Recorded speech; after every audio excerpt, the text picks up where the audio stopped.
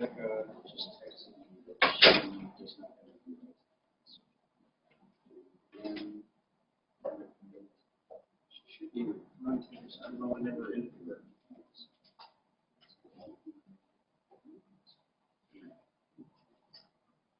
Email. There's JC today. Renee. Okay. So just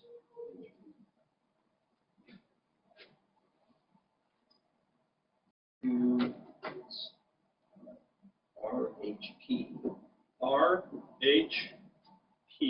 Wolf. WOLF 05 at iCloud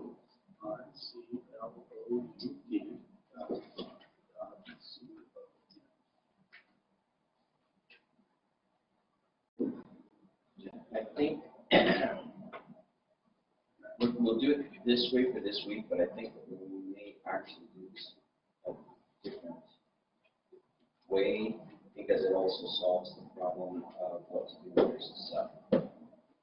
So he suggested that if we create an account named after the room, which I've already made an email for room 205 and 200 emails for it, and we add them as a free client, then anyone that's a teacher can log in. Because we ran into an issue today because I never gave Pastor Wilmer an account, which means mine was still logged in over here so that Pastor Wilmer could do class, and I'm technically supposed to be having class in the other room. So we're going to have to do something a little different. Okay. I don't know who's available online. Anna, are you there? So we have Anna, Rebecca, and Lillian will be absent, I believe, on Thursdays. Jason absent? Nathan, I keep calling you. It's not, I see Jason's name there, but I need to say Nathan, right? Okay.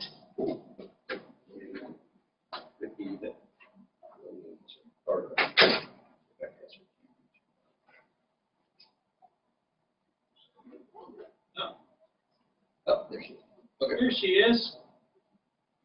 All right. Maybe it's her microphone. Hi, Anna. Can you hear us today? All right. She can hear us. Excellent.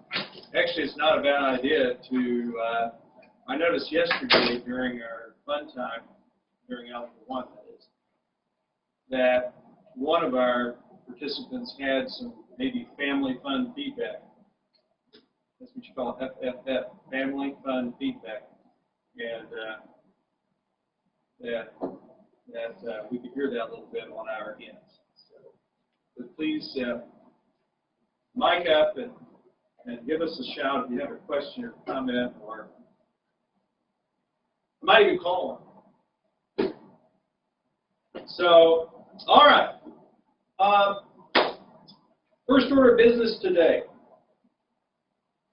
We need to check on the plan that we kind of established yesterday. So the plan included this, that everybody has all the materials needed for this class, namely, and most especially a textbook. Do you have a textbook? All right. I checked, I think all of our online individuals have a textbook, so everything is kosher there. The other thing, communication. Communication, handing in homework, etc., which we'll have that experience in just a moment.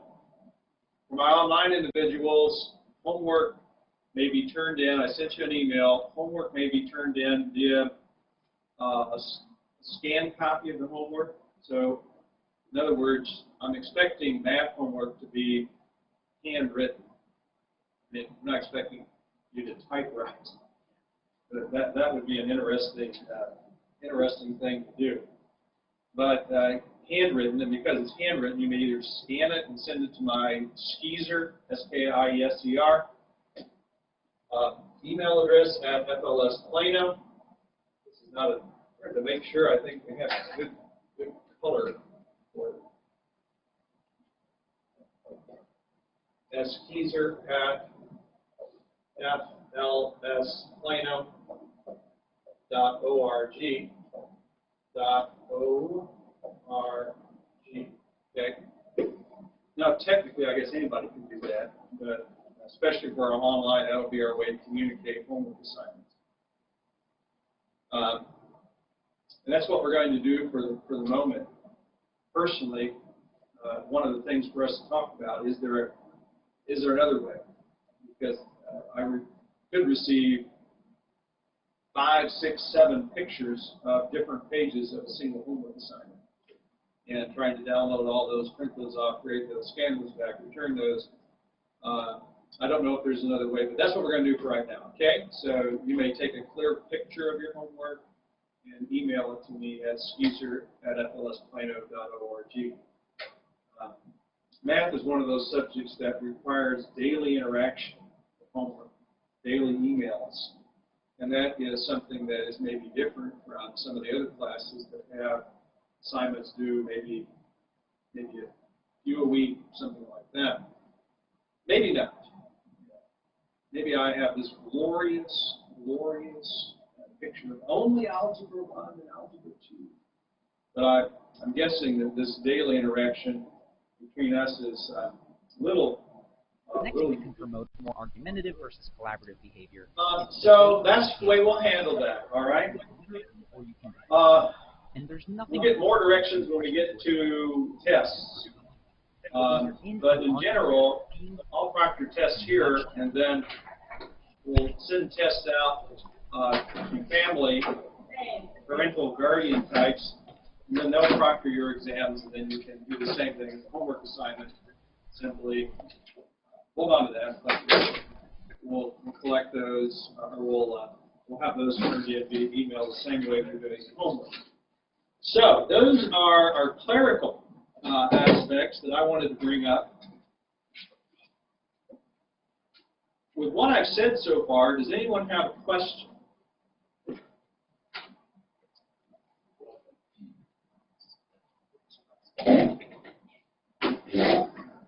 All right. Wonderful. I think that primary housekeeping items. Also, I said that, now I think of a couple other housekeeping items. Homework assignments. Homework assignments are on RenWeb.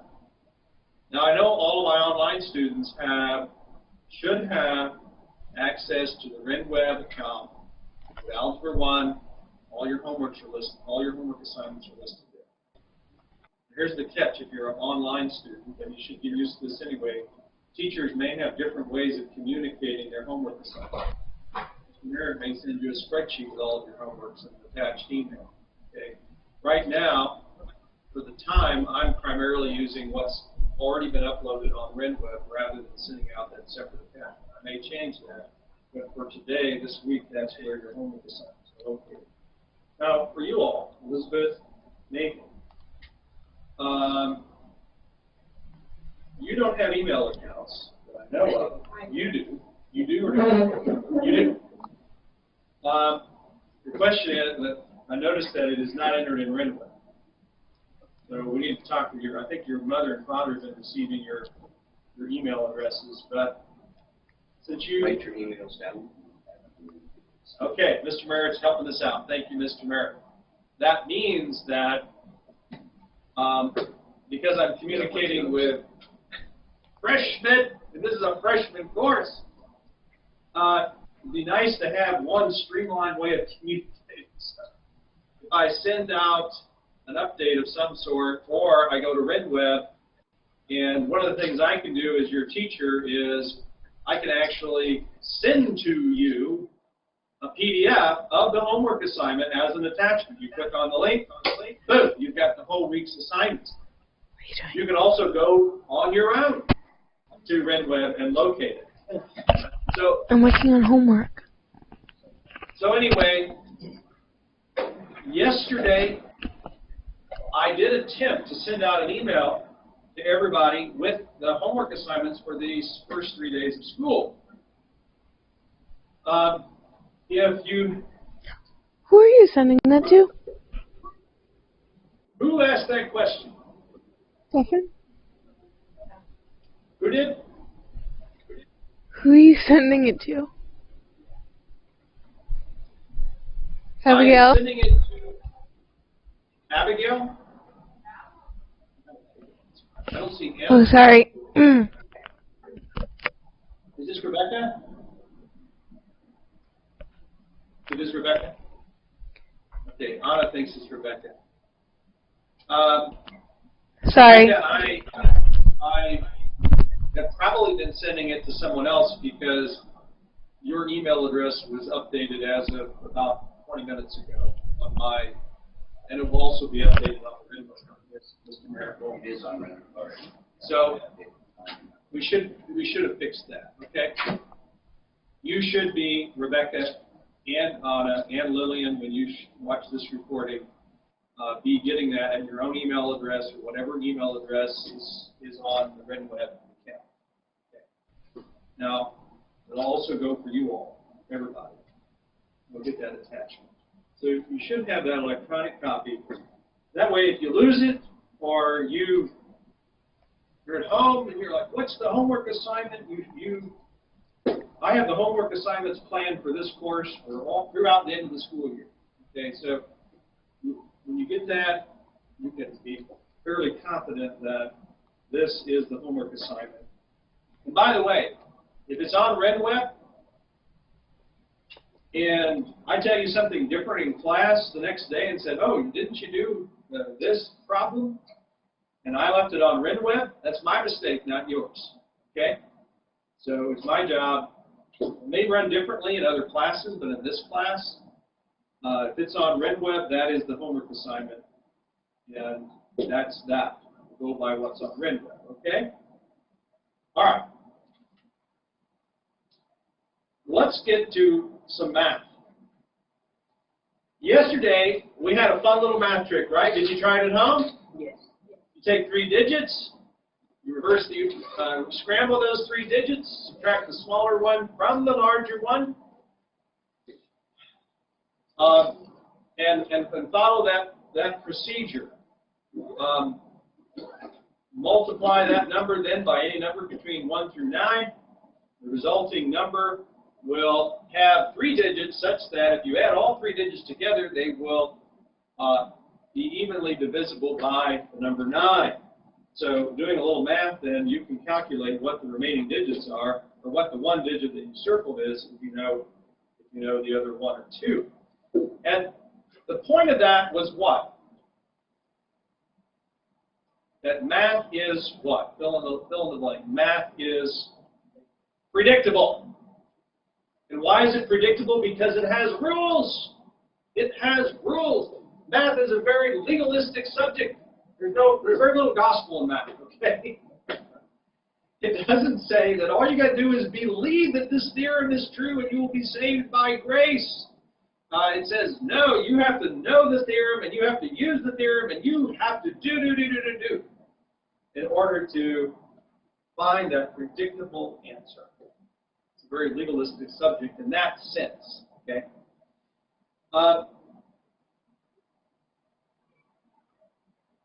That is true for all the very simple, basic operations that you have already learned. You already know how to add. You already know how to subtract. You already know how to multiply. And you already know how to divide. I'm so glad about that. That makes my heart full of joy. Right? The reason those things work is because they are rules. And the rules work in the order of math. And in that sense, math is an orderly subject because we have a very orderly world. You know, things are predictable. Laws of nature are predictable. Laws of math are predictable. I can guarantee you that I will not begin to float from this podium.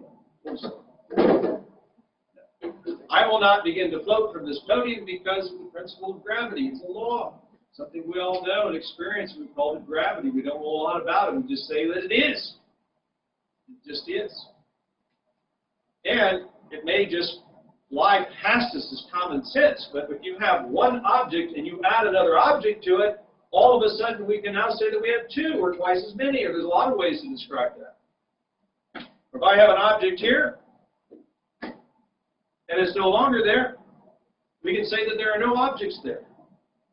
And I know that is just common sense, but at the same time, it may not be such common sense. We have to actually apply rules and laws. We can do that with addition, subtraction, multiplication, division, and a lot of other fun things we're going to learn in math this year.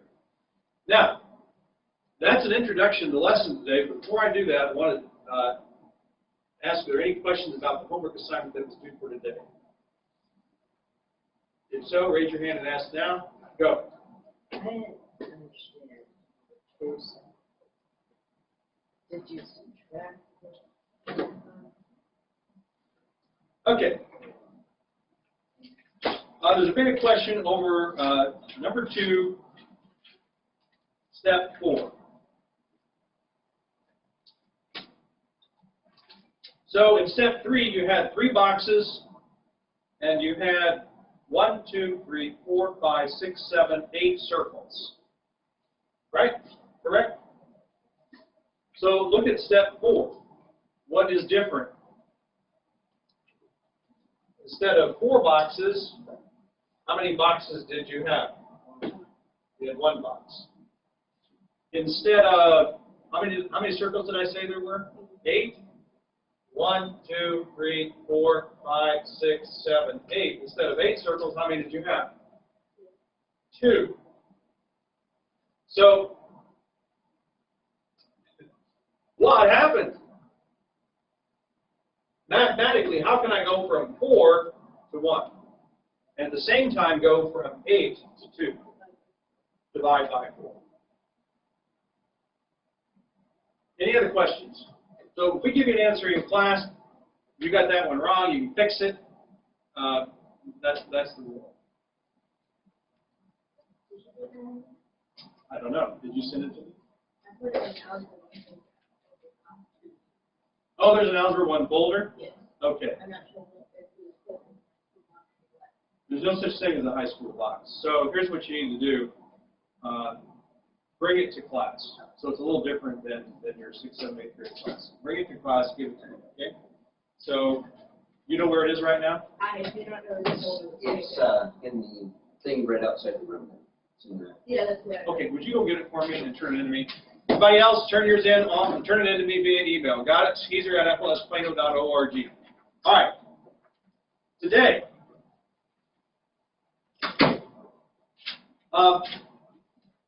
we actually begin chapter 1. And chapter 1 is a very simple chapter on fundamental operations. And I want to suggest to you that really the major thing we want to think about is I know you know how to add. At least I'm assuming that. You've been in school for a while and you've all had math class. But one of the things that we really have to get down as algebra students and as math students is, thinking about why these things are true, sort of the underlying principles that maybe we've just not thought about so clearly. And that's as important as being able to get a correct answer. Most of you have had Saxon Math. I love Saxon Math. I taught Saxon Math all the way through this advanced math book. Okay? One of the things that Saxon does is it says, it gives you a math problem that 1 plus 1 equals 2. And that's good. I want you to know that.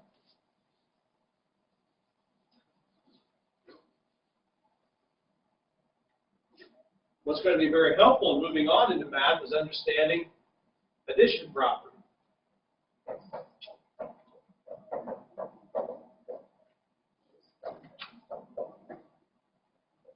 Addition property of mathematics. It simply says if you have something and you add the same something to itself, now you have 2 somethings. Call those counting numbers. Right? If I have one student there and another student there, now I have two students there. If I have two students there and I have two students there, wherever you are, I now have four students. All right?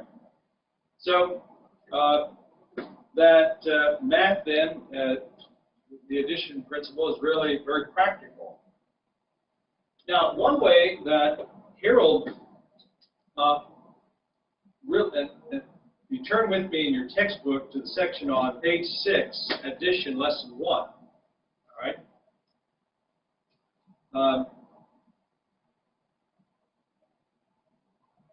There are a lot of ways in which we can think about it and use math. For instance, in measurement.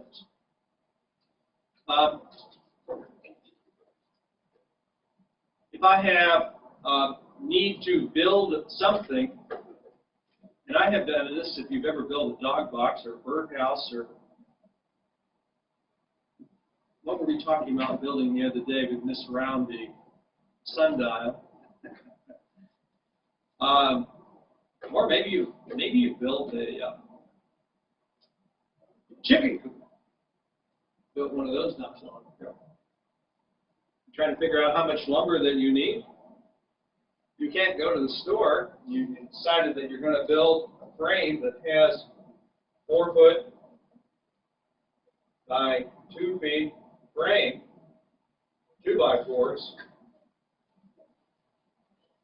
You can't go into Home Depot or Lowe's or wherever you're going to get your lumber and say, I'd like to purchase a 4 foot 2x4, a 2 foot 2x4, a 2 foot 2x4, and a 4 foot 2x4.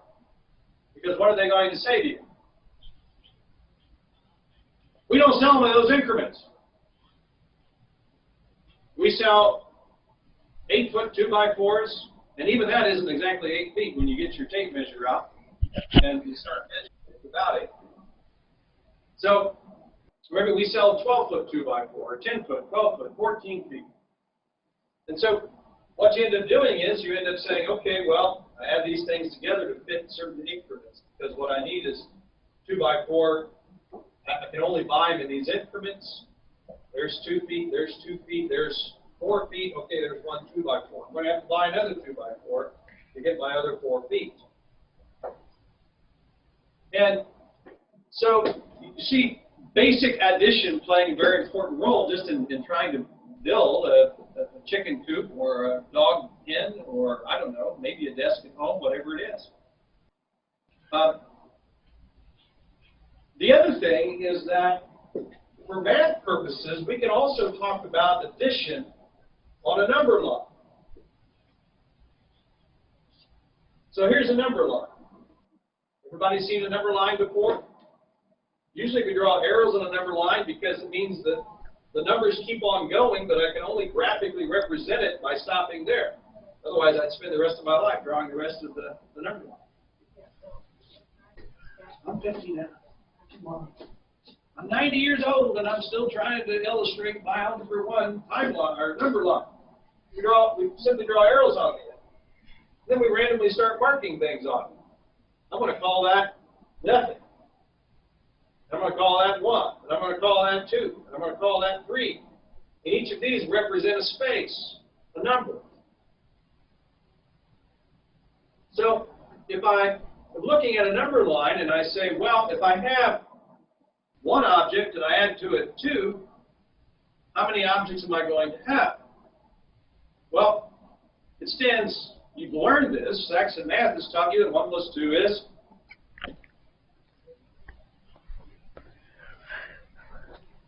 For some reason it looked like I only held up 2. I thought I was missing a finger on line. All right, let's check. But also you can do it this way. I'm at 1. I'm going to add 1, 2, 3. If I take 1 and add 2, I have 3. So you can do the same thing on a number line. Right?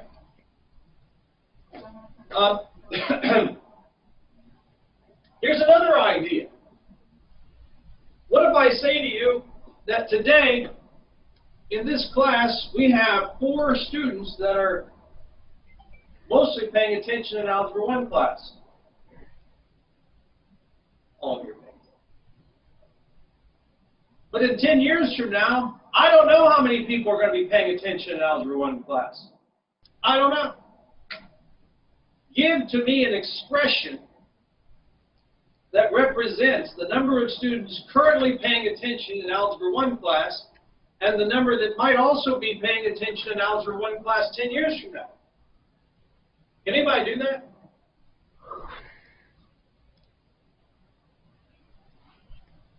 Try it. Tell me how you would express that.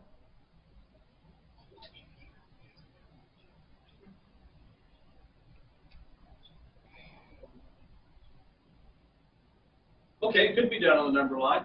How would you do it on the number line?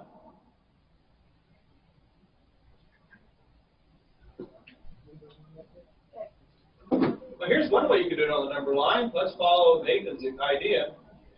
I said I currently have 4 people paying attention in Algebra 1 class. 10 years from now, I don't know how many people, but I want to represent the sum total. Let's do this. Let's pick some variable like x. Do you see that? Can you all see it online? Here, let me scoot you in.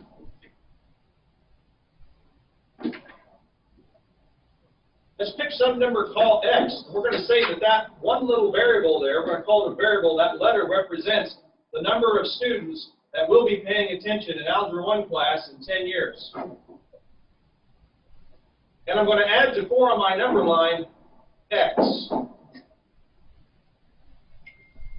Now, if I say to you, what is an expression that represents the number of students currently paying attention in Algebra 1 class and the number that might be paying attention 10 years from now in Algebra 1 class, how could you represent that?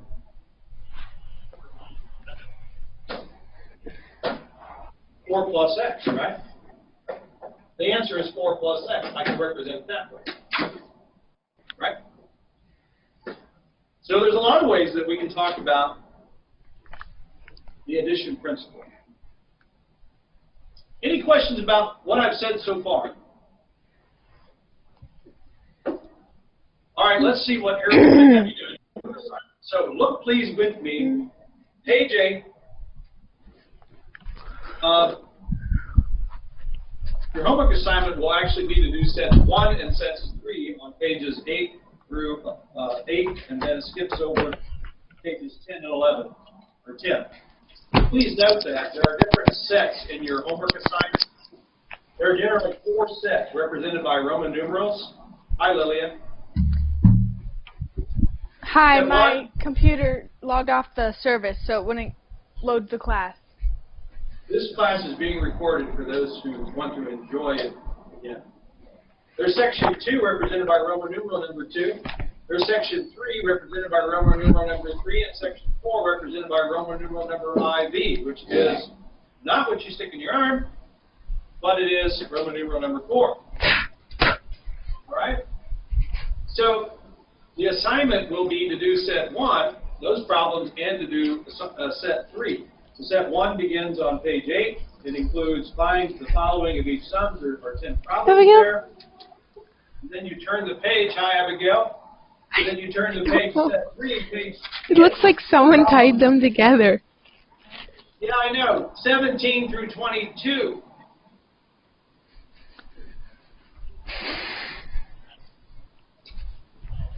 Got it? All right, let's look at these. Set 1. All you're going to do is find the sums of all those numbers. Look at those quickly. Does anyone have problems in adding numbers like 1,770 and 60? You do that in your head, right? What is it? What's the answer to number 1?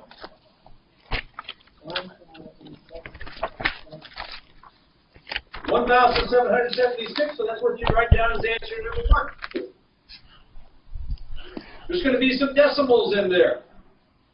And so you all know how to add decimals. You know how to add whole numbers. Does anyone have a problem with doing set 1 problems?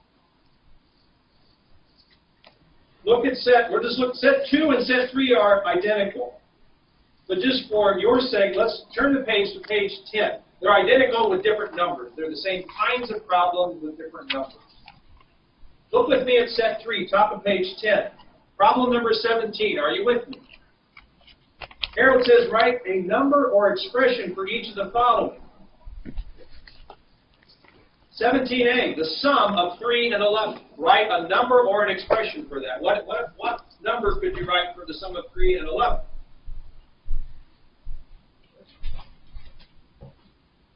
$14. Look at problem number letter B, 17b, the sum of 3 and x. What could you write as an expression for that?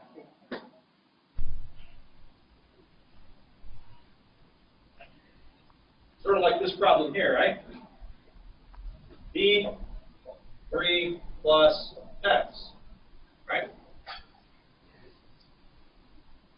Look at number 18. So the rest of them follow similarly.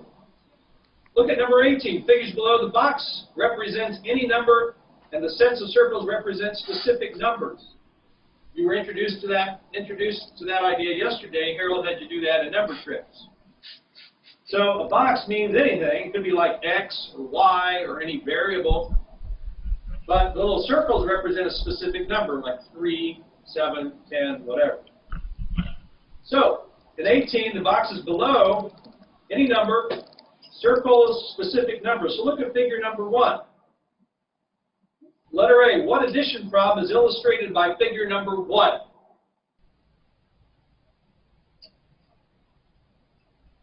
On the left, you have 8 circles. On the right, you have 3 circles. What addition problem is being represented there with the circles? Lillian? 8 plus 3. 8 plus 3. That's the answer, letter B. So, first of all, A would be 8 plus 3. B would be, what is 8 plus 3? Rebecca?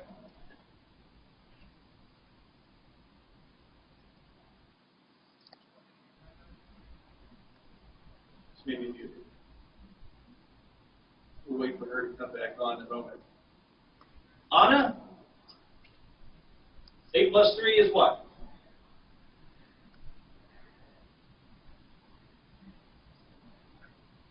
Can't hear you. Can you hear me? Okay. She's trying. Okay. 8 plus 3 is what, Anna? Just turned on. The service disconnected at the end of the day. 1, 1, 11. Right. So that would be the answer, letter B.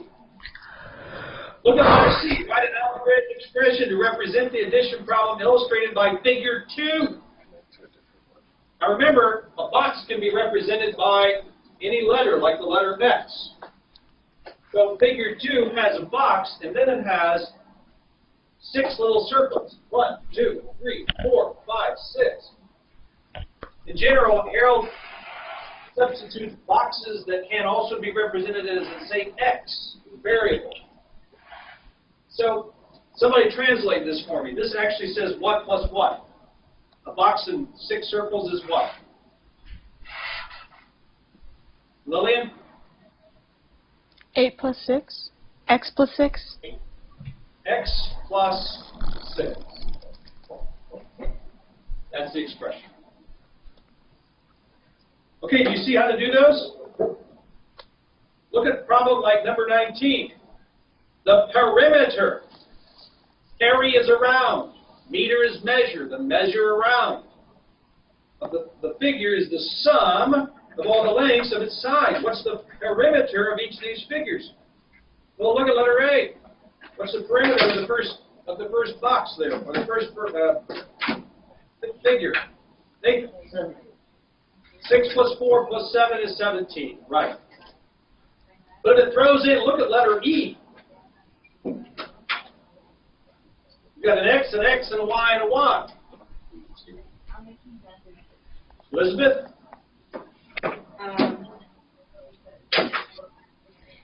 Sure, you could write X plus X plus Y plus Y. X plus X plus Y plus Y. Another way to write that, we haven't really gotten this far yet, but you have 2 X's. You can also write 2X plus 2Y's. But for this class, this is probably where you would be required to be. You may also be able to write this. Either way would be correct. X plus X plus Y plus Y, or 2X plus 2Y.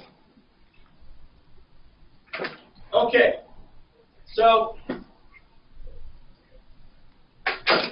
look at a problem like number 20. We'll just keep flying through these examples, and you can do your homework. But look at problem 20.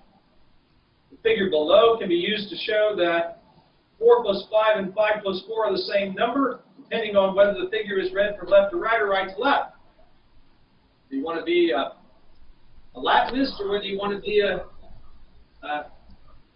Hebrewist? Draw boxes and circles to show that, hey, 2 plus x and x plus 2 mean the same thing. What would you write down? Using Harold's method of boxes and circles, that is.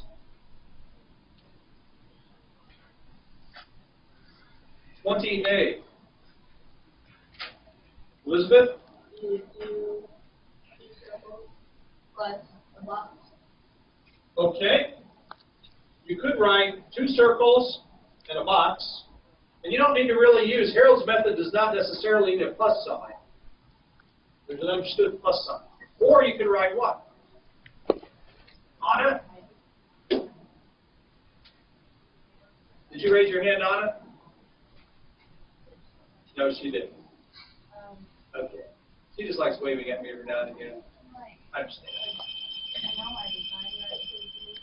The box. Right? Okay, last thing before everybody leaves today. The last part of your assignment for today was to memorize something. What was that you were to memorize? Say it together. Algebra 1 is the best class of the day. Oh, God bless you. All right, everybody. I hope you'll actually believe that. I do. Have a great day. We'll see you tomorrow, same place, same time. That's why you're eating. Hasta la vista. So I